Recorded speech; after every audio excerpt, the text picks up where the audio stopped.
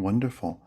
And this is my friend Elle, who I've known since 2006. We recently reestablished that date. And Elle is an artistic soul and a curious soul who knows a lot about a lot of different things, which is one of our bonds, including how creativity and artistry works in all this. And I've not only being friends, she's done sound bowl work on me, which is quite effective, and other healing work. And she holds a really beautiful space. And she knows what it's like to go through stuff and how to resolve it. And I appreciate that about her. So I'm glad that you're here, Elle, and I turn it all over to you. So thank you. Very much, Mark. I appreciate that. Yeah. Yes. So one of my, I guess even before I started practicing sound, I studied Ayurveda for a while, and that was my introduction to using the elements and elemental archetypes as as a way of getting a lot of information for myself. And for me, it was just this really, really logical system of working with the elements and thinking of the characteristics of the elements and how do they relate and how can they describe to me as a person, to my behaviors, my reactions, my relationships, environments. And I just started like applying this thinking to almost everything in my life, because again, it was super logical for me. Like, you can look at fire and there's concrete characteristics about fire, or water or earth. And then I started studying Feng Shui, and Feng Shui uses a slightly different system, which I'll get into in a second, but that's kind of what we're going to be talking about tonight. So if you have, I'm going to be showing some slides here. I'm going to load up a slideshow. And there's going to be several times throughout the slideshow where you can either reflect on something or do some journaling about something, but kind of interspersed in between this content is going to be times for reflection and seeing how the elements show up in your life. If you have any questions throughout, if you want to, you can unmute yourself, you can interrupt. You can also put some questions in the chat if you have questions, and Mark will be looking at the chat for me. So I don't know if you do want to, get a notebook or something, or if you're able to take notes or journal, you're welcome to do that. And I will get this screen share going.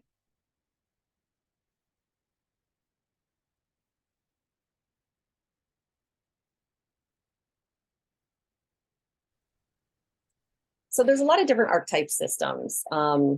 And like I mentioned, for me, using the elements as an archetype system is very logical, and it's very effective for me. And hopefully I can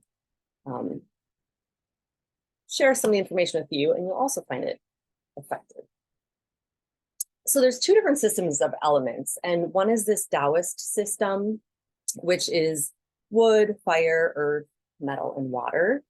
And then there's the Platonic system, like paganism and Wicca also uses this system, as does the Vedic system, and then moving into Ayurveda.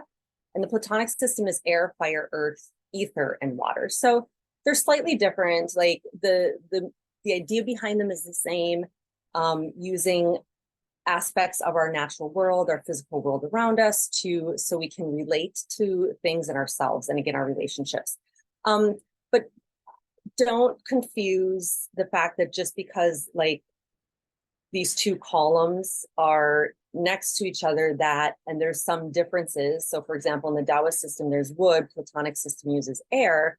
Wood does not equal air. And the fire in and I'm not going to beyond the scope of this presentation, but they're not mix and match. They have slightly different qualities to each other for some of them.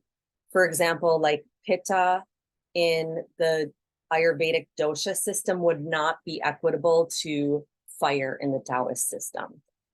However, your mode of balancing Pitta in the Ayurvedic system might be similar to balancing fire in the Taoist system. Again, beyond the scope of this, but there are differences: metal in Taoist system, ether in Platonic, wood in Taoist, and air in Platonic. But otherwise, fire, earth, and water are the same. So another big difference, and today we're going to be focusing on Xing, which is the Taoist system. And another big difference between the Platonic and the Taoist system is that, so Wu Jing is what you would call this chart. Maybe some of you have seen this graphic before. And Wu Jing does not mean the elements as static elements. Wu Jing is referencing the elements as being part of a cycle of elements or as being a phase. So for example, when you see wood, we're talking about wood in its exalted phase. It's wood as its most wood point. But at some point, wood turns into fire. And at some point, fire turns into earth. So there's this constant cycle. It's the cycle of the elements rather than just them being static elements in themselves. And we're going to talk about the literal description of the elements, which then can also convert to the symbolic description of the elements. But first, even stepping back, we're going to talk just briefly yin and yang. So in the Taoist cosmology philosophy, the yin and yang is what produces everything. So out of yin and yang, we get the 5 elements. So for example, fire would be considered full yang. So fire is sun, bright, heat, exuberance, and water is considered full yin, which is depth and kind of dark and sometimes murkiness. Cool represents temperature cool, whereas fire is hot, obviously. And then in between, there's this conversion between the elements. So you're going to get new yang. So wood is not quite as yang as fire. Earth is seen as a balancing element. Earth contains a pretty equal aspect of yin and yang. And then metal is considered yin versus wood would be yang. So that's how yin and yang kind of come into play. And again, I'm not going to go too deep into the Taoist philosophy, but just to understand that there's different components of balance within each of these elements. And then also the elements can be overactive. There can be an excess. If anybody has gone to an acupuncturist or done Chinese medicine or gone to an Ayurvedic practitioner, they're going to be talking about your elements or constitution, that something is excess, something is deficient. We're pretty much going to be focusing on when the elements are in balance today.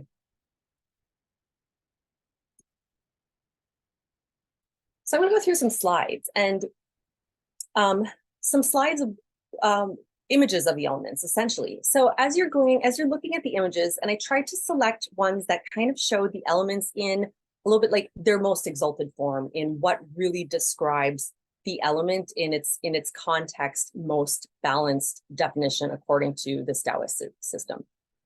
So what do some of these images symbolize? What do they evoke?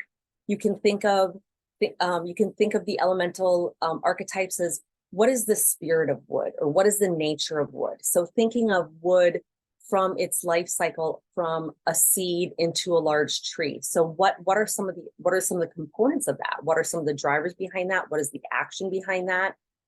And do any of these images reflect your internal experience? So I'll just go through these images and sit on them for several moments and just reflect on how they make you feel or what they evoke for you.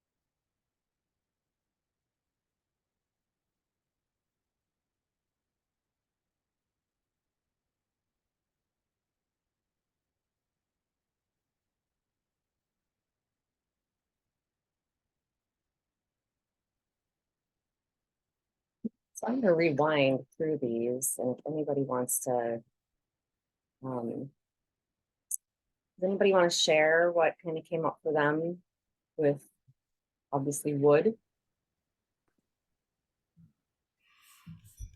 I could share. I got just the words and the impression, energy of majestic, inclusive, and home. Mm, And and I it did remind me of home because I'm from the Pacific Northwest. This image is not unfamiliar to me.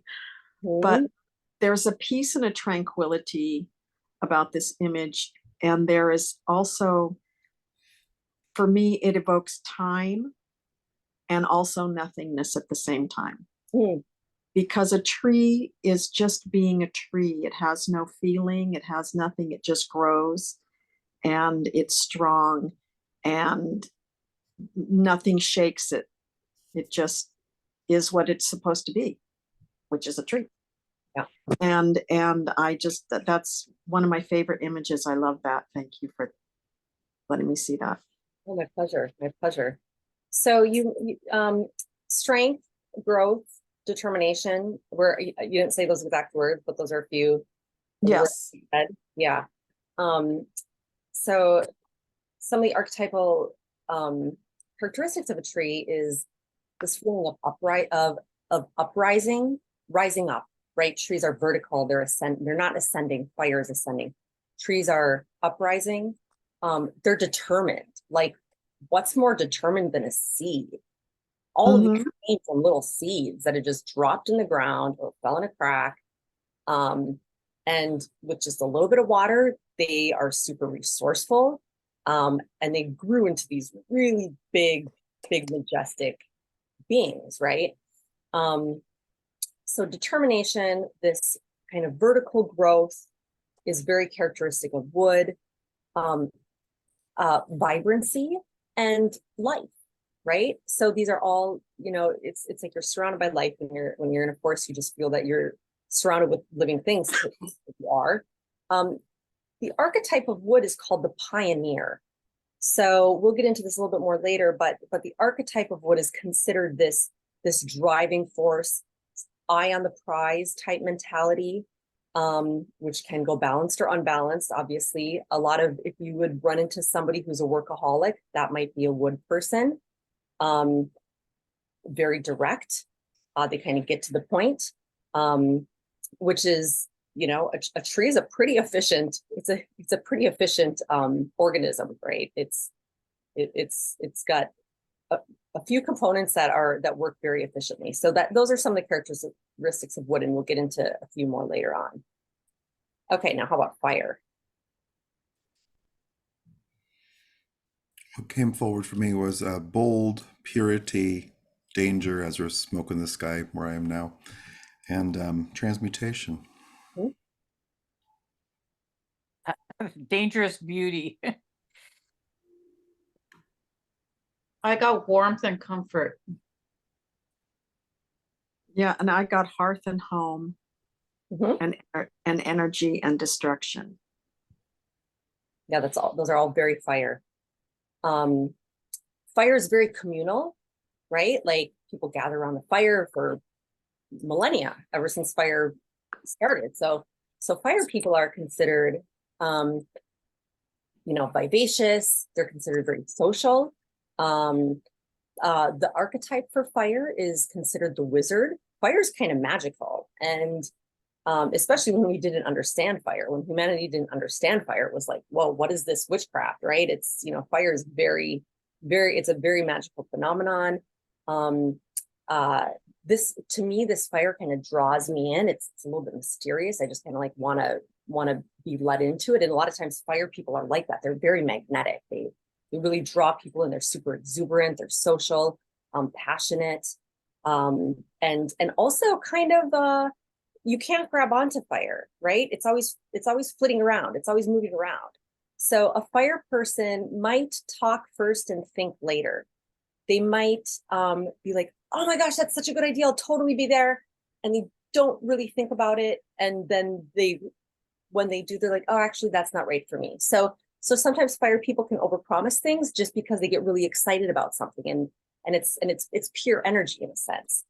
So those are some of the characteristics of fire, but all of what you said, you know, community and feeling like home and this warmth, that's all fire energy. And then we've got earth.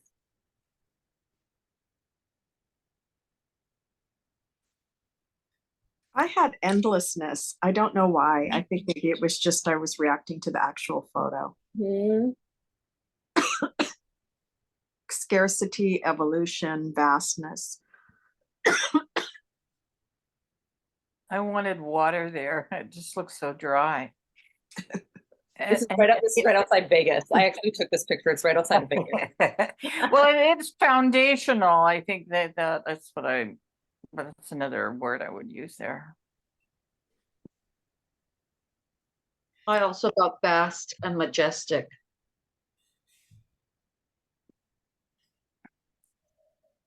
Yeah, Earth is considered, the archetype is considered the peacemaker.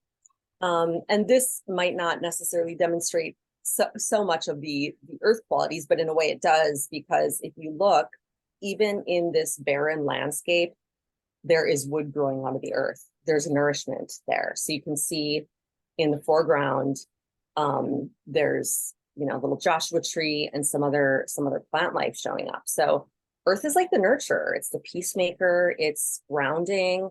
It's balanced in Feng Shui. In Feng Shui, 3 squares of the Bagua are dedicated to earth, because it's like we come back to earth. We keep on coming back to earth. So that's so a lot of times earth people really nurturing. If you know somebody who is always doing very altruistic, always doing things for other people, usually puts other people before themselves, doesn't necessarily want to or need to be in the spotlight. They're happy maybe negotiating or you know, doing things that kind of keep cohesion. They kind of keep things together. So those are some of the characteristics of earth people. And then we have metal. I had reflection and mystery Mm. and quietness. Mm-hmm. Shiny and alluring is what I got. Okay. What I noticed right away, and this is just what I see, is on the left side in profile looks like there's a face. See that. Yeah, and on the right side looks like kind of like an ape's face on the, yeah, that's it immediately caught my attention. Mm-hmm. Yeah. I just noticed that as soon as you said it. Yeah. Yeah, metal. I mean, a lot of these are hard to just sum up in one picture, and metal Sure. is especially. Sure. Metal is especially one of them. The archetype for metal is the alchemist. Is considered the alchemist, and if you think about that, you know, there's this whole history of alchemy trying to turn things into gold, essentially. So, some of the characteristics of a metal person is like refinement, beauty, like an asceticism, meaning like an ascetic as far as giving up things in the world and not really caring about things so much on the earthly plane, but very high, lofty spiritual goals. There's this precision aspect to them. So if you think of, you know, if you think of refined metal that's been shaped into a knife or something, or a tool. So there's this precise aspect. So a lot of times metal people they might be surrounded by a lot of, like their home might be a lot of white, a lot of metal, literally, you know, chrome or gold or silver. Very neat. A lot of times very, very organized. They like to have their surroundings kind of austere and pristine and beautiful. And of course, we're all a mix of all of the elements. So a metal person might, you know, not necessarily be all of those things, but those are kind of some of the characteristics of metal. And then we have water.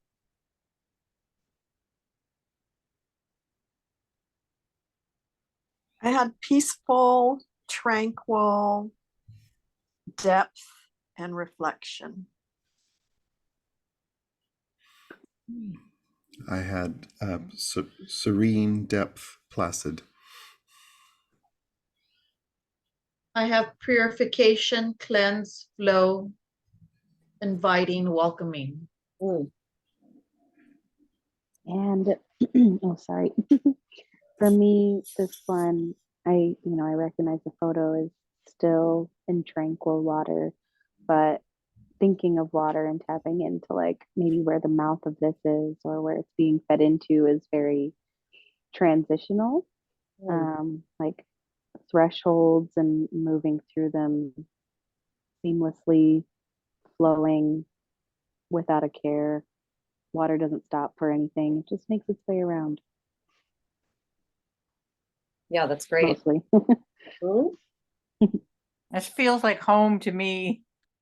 Well, oops, sorry. It feels like home to me because this is actually a picture from my childhood home where my parents still live. So this, it very much feels like home. I grew up in central Minnesota, and this is a very small lake in central Minnesota. So the archetype of water is considered the philosopher, and some of the characteristics: depth, reflection, solitude, just this mystery, like you don't always know what's going underneath the depths.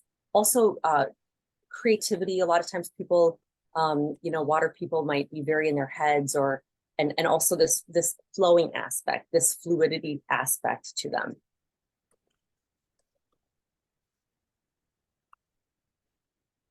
So here are a few of more characteristics that kind of associate with the elements. And we've talked about some of them. So if you want to take a moment, you can just read those, and I'll kind of pull out a few of them. And I'll actually start in what's considered as the cycle of the elements. So usually the cycle of the elements either starts with wood or water. So wood, courageous, direct, productive, like a visionary, resilient and resourceful. Fire is open, warm, can be very intense, magnetic, dynamic, enthusiastic, and affectionate. Earth, nurturing, responsible, sustaining. Simple, represents the mother, protective and practical. Metal can have this discerning aspect, strong, mature, again, selective, showing restraint, confidence, precision. And water has this flowing aspect and calm and depth, reflectiveness, humble, dreamy, also playful. And somebody mentioned playful, and flexible and insightful. So like I mentioned, we're not only one element, just like in with Ayurveda, we might be tridoshic, we might be one dosha predominant, but just same thing in this system, we contain at least a little bit of every element. And then that balance can change throughout your life.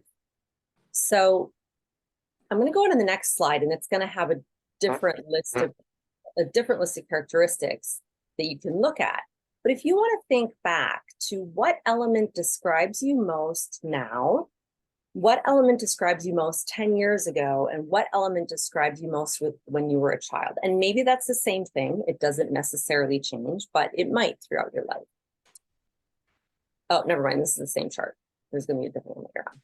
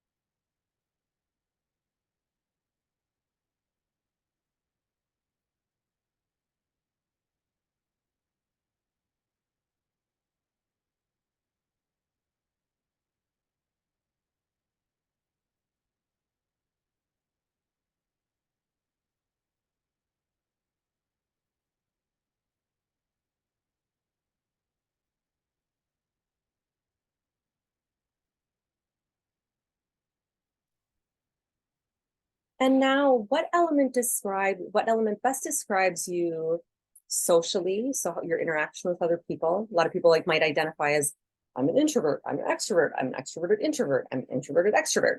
But now you can describe yourself as an element, as well spiritually, professionally, and then in close friendships and in romantic relationships. And this is going to be the different charts. So this is kind of when we're getting into a little bit more of some of the values and the virtues that are associated with these different archetypes. And a lot of the information on this chart comes from a Chinese medicine book. It's called Between Heaven and Earth. It's a phenomenal book, even if you don't practice Chinese medicine.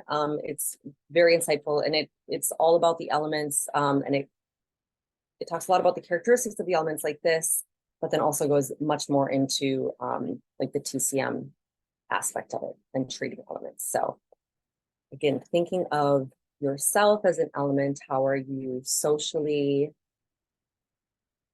How are you spiritually? How are you in work?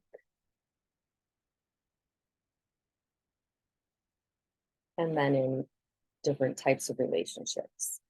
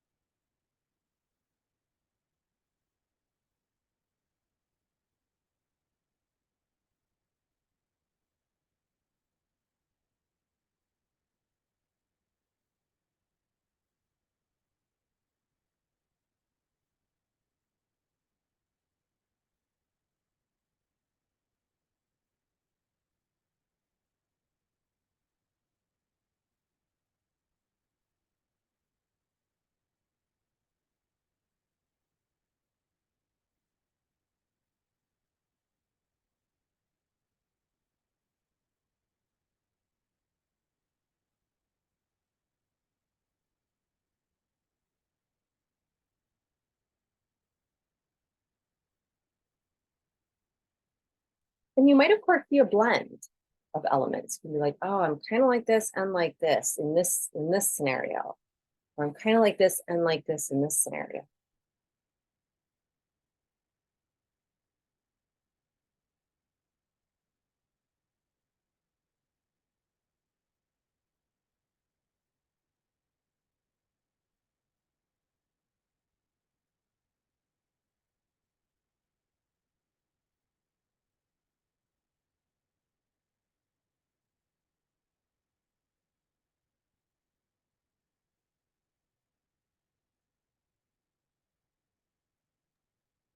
So socially, spiritually, professionally, and what were the other ones? Yeah, in friendship relationships and in romantic relationships.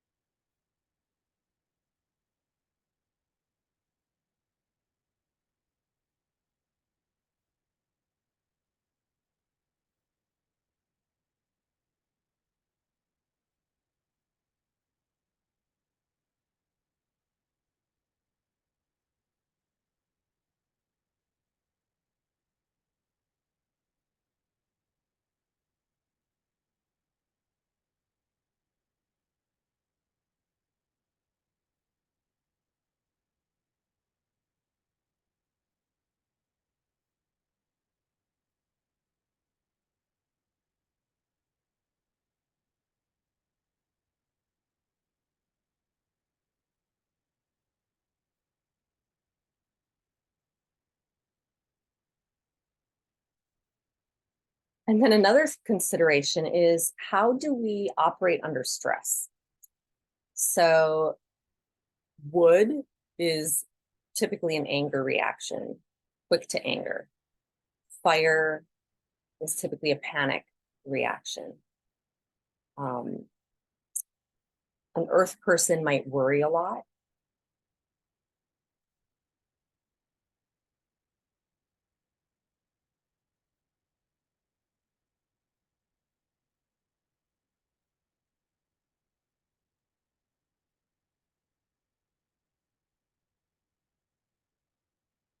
Metals can, again, this detachment to things in the material world, they can also become detached from people.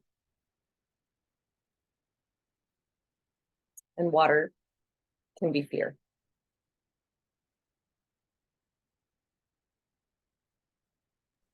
So is anger fire? Anger is actually wood. Wood. Oh, okay, Yeah. thank you.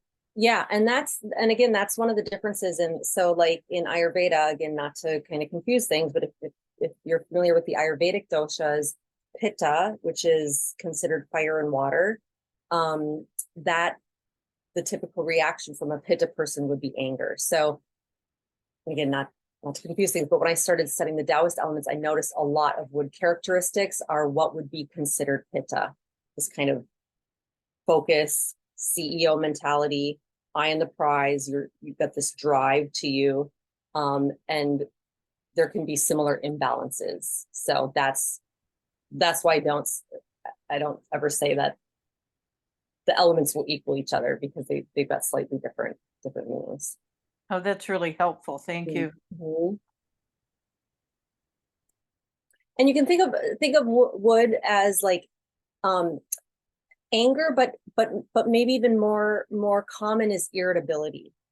Okay, so a wood person's got this efficiency, they've got this drive. A lot of details are wood doesn't have time for details. Wood has their eye on the big prize. They're the pioneer. They want to forge through. They want to get this done. And all of these little things like that are bogging them down can be irritating, which can then lead to anger. So that's kind of where I am a very strong wood person. I relate to this very, very well. So that's one of the reasons why I can very much see how anger relates to wood. Whereas fire is this, it's this excitable energy. So the excitable stress reaction would be panicking about something.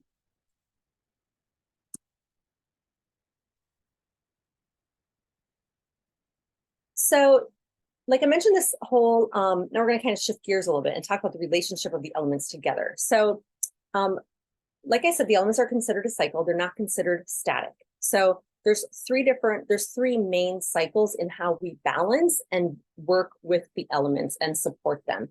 In Feng Shui and in this Taoist system, the elements always support themselves. So a strong wood person would be supported by having a lot of wood around them. Unless, of course, they have excess wood, then they would want to curb some of that wood. So here we have three cycles. One is called the nourishing cycle, then we have the draining cycle, and the controlling cycle. So we'll start with the nourishing cycle. So if we start with wood, wood feeds fire. Fire turns into earth. So when a fire is extinguished somehow, it's left with ash, which is earth. Earth creates metal. You're going to get and here metal is also considered like the elements and minerals. So gemstones and things like that would also be metal, which you get ores and you get metals and you get minerals from the earth. Metal creates water. So this isn't the most intuitive thing, but if you think about condensation on metal creates water seemingly from out of nowhere. Also, the metals in the earth and the minerals in the earth nourish our water. And then, of course, water feeds wood. So if we do this whole thing backwards, so for a strong wood person like me, what is really nourishing for me? If I need to like take it back a notch, water. I need to calm down. I need to cool down. I need to be in some solitude. I just need to have just this nice little like cooling fluid blanket around me. And I'll do that with meditation. I'm like, okay, I need to chill out. I need to set some time. I need to take a little time out for myself and just be like in a nice calm space and go within. So fire people who can be all over the place and just a little bit scattered. wood really helps to nourish fire because it's this direction, it's this focus. So that's how the elements can support each other. And then they can drain each other as well. So just reversing this, how do you let out a fire? There's two ways of putting out a fire. You can put it out with earth, right? Which is a much less, shall we say, violent way of putting out a fire. You're just putting earth on a fire and it's going to smother it. Or you can use water on a fire, which is pretty explosive. You get a lot of steam and things flying everywhere. So this draining cycle is basically, reducing the elements. So fire is going to reduce wood. Wood reduces water by drinking it up. Water reduces metal through corrosion. Metal takes from the earth. And then this controlling cycle, which I mentioned. So water is going to control fire. Once you put water on a fire, you're not getting it back. If you throw some earth on a fire, a lot of times you can kind of like restoke the fire within a certain amount of time. Once you melt metal, it's never the same. Once you chop wood with metal, you're not going to, be able to reconstruct that. And wood controls earth. How many times have you seen a tree grow through rocks or boulders or something like that? So those are the different cycles of the elements. So if you're in a relationship with somebody, we're going to get to a point where we're looking at our relationships and thinking about other people. And is that person a wood person? Is that typically a fire person? And how does that relate to some of my primary elements? Does this person drain me? Do they support me? Do they control me? So this little chart shows just the breakdown of that cycle.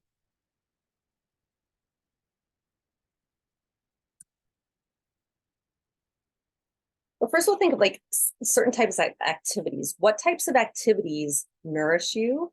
What types of activities drain you? And what types of activities control you? So there's a difference between draining you and controlling you. So for somebody who's not super social, going into a place where they're required to be really social, that could be very draining for them. A controlling example would be like, okay, so this is my example for like a fire child. If there's a child who's got a lot of fire energy in them and they have to go take a timeout, which is a very water element, you're basically shutting down all that opportunity because they want a lot of interaction. So if you can reflect and think about what types of activities nourish, drain, or control you.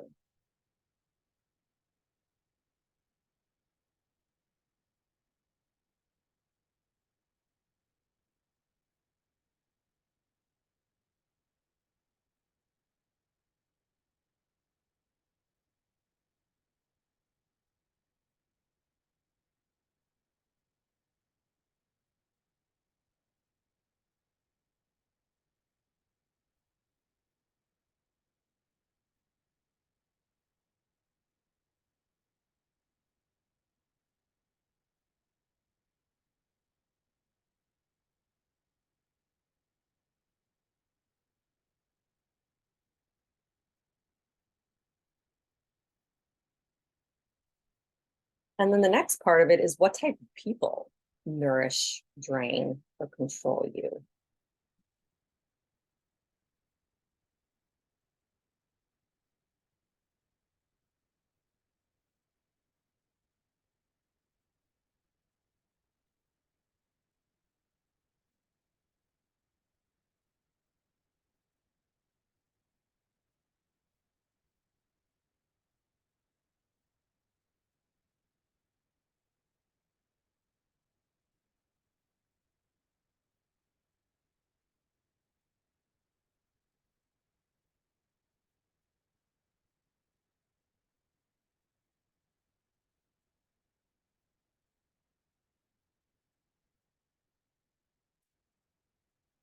And then the last slide here is just to spend a few moments meditating or journaling some of the insights that you've had kind of in regards to yourself, your relationships, and maybe your expectations. And as far as the expectations go, I think of this a lot of times like expectations of myself, expectations that I have of others. and expectations that I have in my relationship. And a lot of times when I think of things in terms of the elements, I'm like, oh yes, I'm a wood person expecting this out of a water person, or I'm a fire, I'm pretty strong wood and fire, or I'm a fire person that is asking this out of a metal person.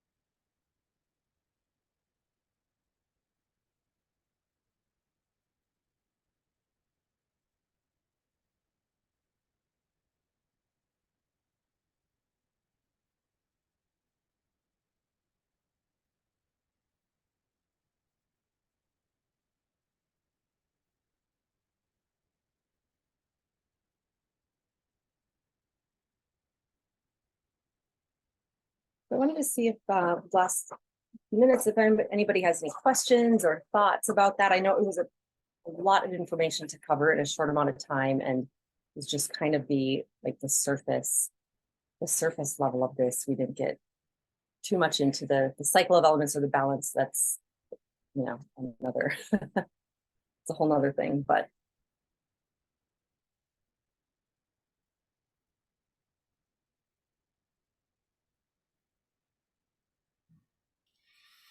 It's just a good, for me at least, like another language to use in another perspective of, you know, that we're not one thing, you know, that we all have a lot of, I mean, I could relate to, like, like fire, earth, and water, big time. yeah. Yeah. We can be different things in different situations too. Yeah. And different people are different things in the same situation. Yeah.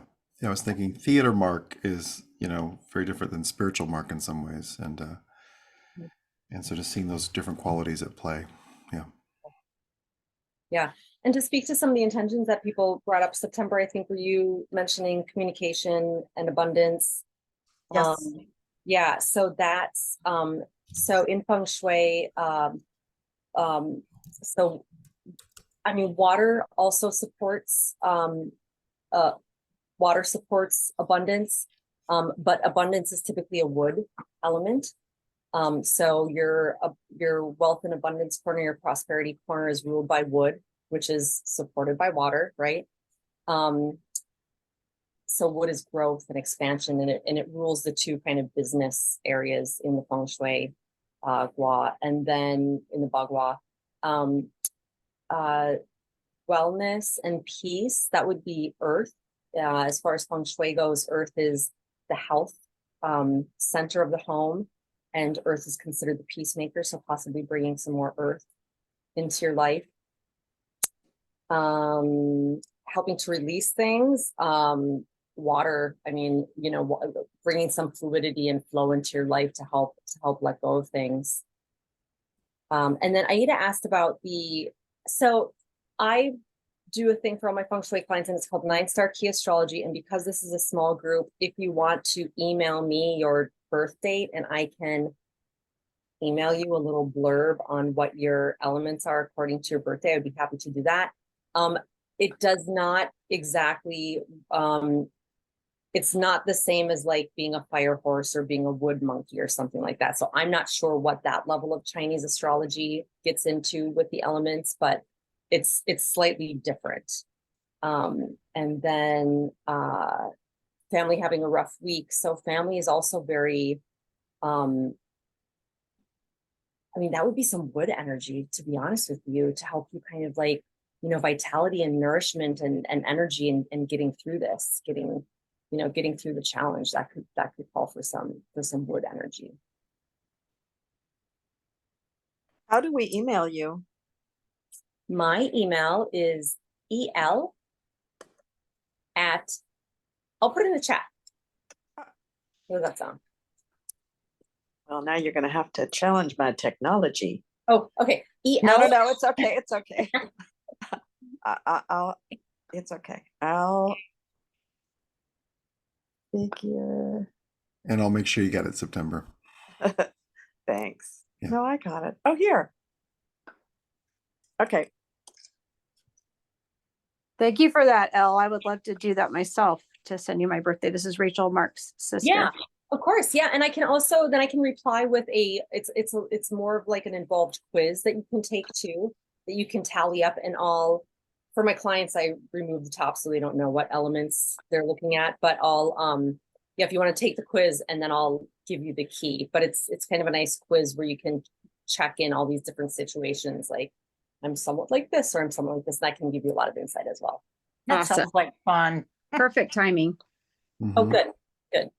Yeah, I just had a friend telling me about how she just had a Feng Shui consultation and she's super excited to be making a bunch of changes in her house. So Mhm. very timely. Oh, fantastic. That was just yesterday. Yeah. Oh, right on. Perfect timing. Yeah. Yeah. No accidents. That's good. Oh, excellent. That's good. No, That's right. Thank you. yeah, wonderful. Thank you all. I hope this was helpful. I hope, you can take a little piece of it. And again, for me, it's really useful, and I hope some of the aspect of it will be useful for you as well. No, it's certainly been very beneficial, and also Fabulous. just a good reminder of just I'd learned this years ago, and just a good reminder of what that language and what's possible with that. Yeah, wonderful. I really appreciate it. Yeah. Since I've been so focused on my, just by necessity, the healing of my hand and everything. And this has got me interested. So it makes me wonder whether, interested in something else. And so it makes me wonder, like, if you feel more compatible with somebody who has the same element you do. Yeah, that can definitely be it. One thing when I'm working with clients is especially if it's like, partners that are living in the same space, and the outcome of the birthday, you get something that's a little bit akin to your sun sign, your moon, and your rising.